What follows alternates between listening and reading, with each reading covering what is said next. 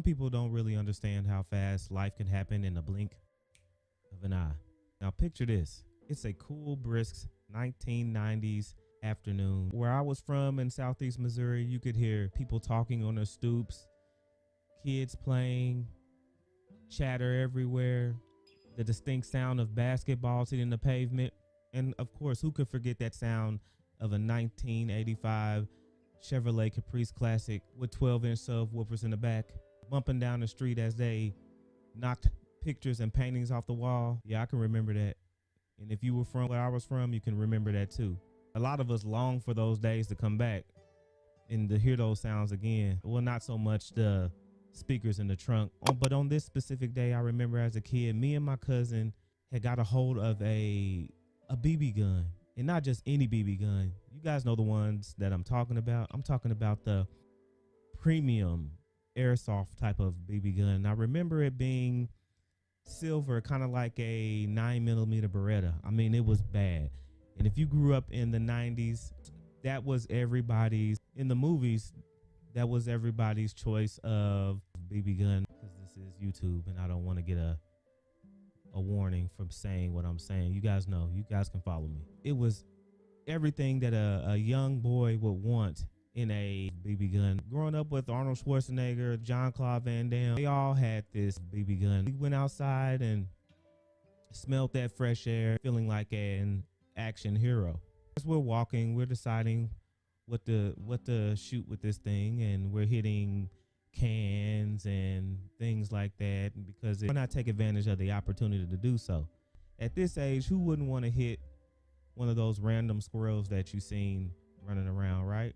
The entry level thing would always be a squirrel, and you would move on. If you were into hunting and all that sorts of things, you would move on to the bigger things, the deers and all that stuff like that. But of course, we're in the more of an urban area. It is Missouri, so nothing in Missouri is completely urban. Part of the city is urban, part of the city is rural. We just so happen to be in a part of the city that was more urban. But we did have alleyways and things like that that would actually make for a fun adventure. It was a weird mesh between a suburb that's close enough to having the highways and the outskirts of the city. So it was very fun time growing up, and a fun place to grow up.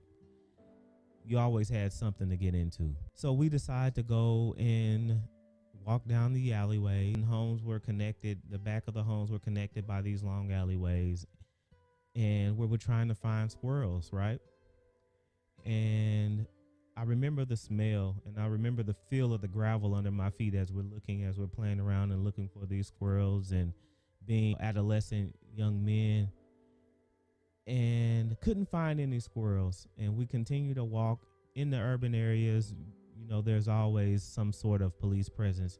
Until you grow up, you really don't understand that you're in a hood, or you're in a underserved or underprivileged community, and you already know what goes along with that. Things are happening because, of course, when you don't have the money in the community, other things follow. So of course there was somebody being pulled over or being talked to by the police that I really didn't care or think about, because we were oblivious at that age to other things that didn't have anything to do with us.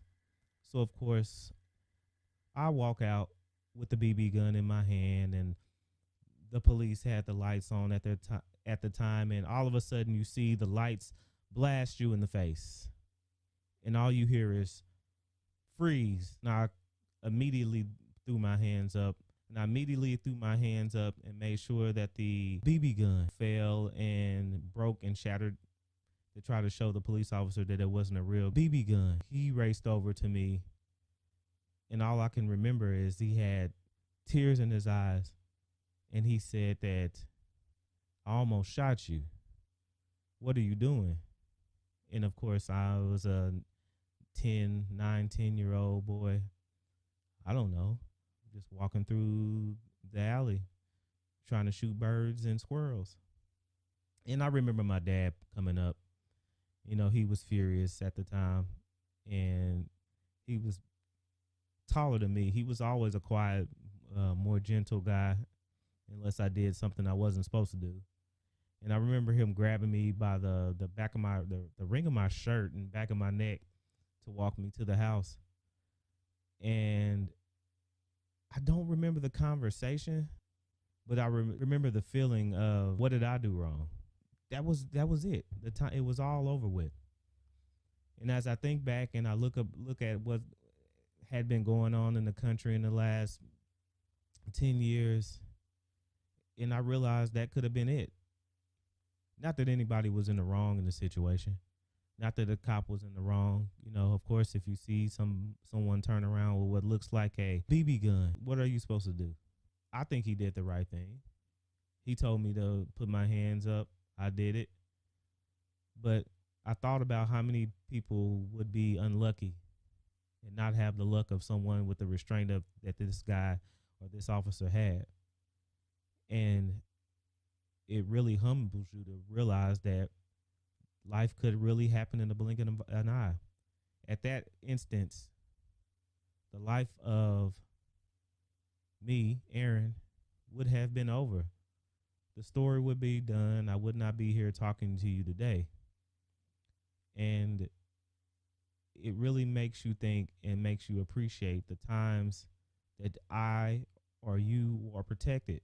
When the mothers and the grandmothers of the family were praying for you, when the fathers were praying for you, the protection that they gave you is immensely valuable. So I want you guys to really think about some of the time it could have been over. It could have been over in the blink of an eye.